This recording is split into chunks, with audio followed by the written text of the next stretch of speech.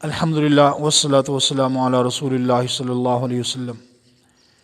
ناظرین، ماہ مقدس کا اختتام ہے، تقریباً 20 روزے ہو چکے ہیں، تیسرا عشرہ شروع ہونے والا ہے، اور امت مسلمہ دن رات اللہ کی عبادت میں مصروف ہے، قرآن کی تلاوت، ذکر اذکار، تسبیح، درود شریف کی کثرت۔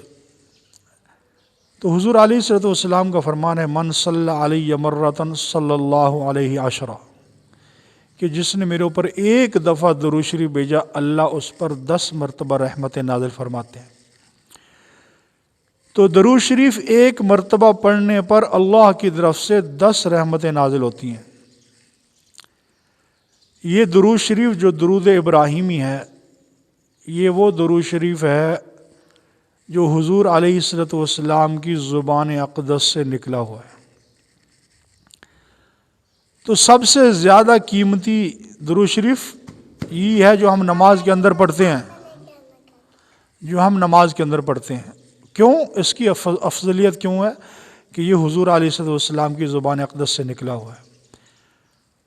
اسی طرح بازار میں کئی قسم کے درود آئے ہوئے ہیں، ان میں سے ایک درود تاج ہے۔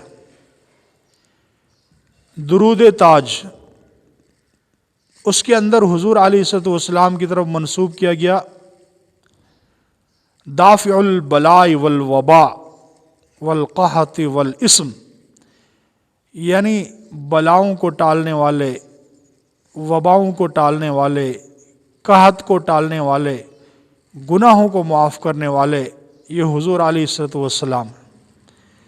حالانکہ ہمارا ایمان یہ ہے کہ نفع دینے والا، نقصان دینے والا، عزت دینے والا، ذلت دینے والا صرف اللہ ہے، اللہ کے علاوہ اور کوئی نہیں۔ تو جو یہ درود تاج پڑھتے ہیں تو یہ کیا کر رہے ہیں؟ گمراہ ہو رہے ہیں۔ نفع نقصان، قحط کو ختم کرنے والے، گناہوں کو مٹانے والے، اس درود کے اندر یہ بیان کیے گئے حضور علیہ الصلوۃ والسلام، نعوذ باللہ من ذالک۔ اور اللہ کے محبوب صلی اللہ علیہ وسلم کو اللہ نے کیا فرمایا؟ اے میرے محبوب فرما دیجئے، قل لا املک لنفسی نفعا ولا ضرا، کہ میں خود اپنے نفع نقصان کا مالک نہیں ہوں، اور میں خود اللہ سے دعا مانگتا ہوں، اللہ کے سامنے گڑ گڑاتا ہوں، میں خود اپنی جان کے نفع نقصان کا مالک نہیں ہوں۔ تو اللہ کے محبوب اپنے نفع نقصان کے مالک نہیں ہیں، تو وہ کیا امت کے نفع نقصان کے مالک ہیں؟ بھلا کچھ سوچو تو صحیح۔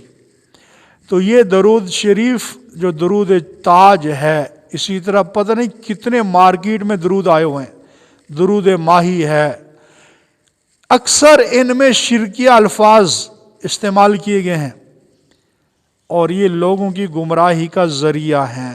اب جو پڑھے گا، درود تاج پڑھے گا، تو یہی سمجھے گا کہ نفع نقصان کا مالک وہ حضور علیہ الصلوۃ والسلام ہے، عزت اور ذلت دینے والے حضور علیہ الصلوۃ والسلام۔ تو خدارا یہ مارکیٹ والے درود شریف سے جان چھڑائیں، جو درود شریف حضور علیہ الصلوۃ والسلام نے ہمیں سمجھایا، اللہم صلی علی محمد وعلی آل محمد کما صلیت علی ابراہیم وعلی آل ابراہیم انک حمید مجید، اللہم بارک علی محمد وعلی آل محمد کما بارکت علی ابراہیم وعلی آل ابراہیم انک حمید مجید۔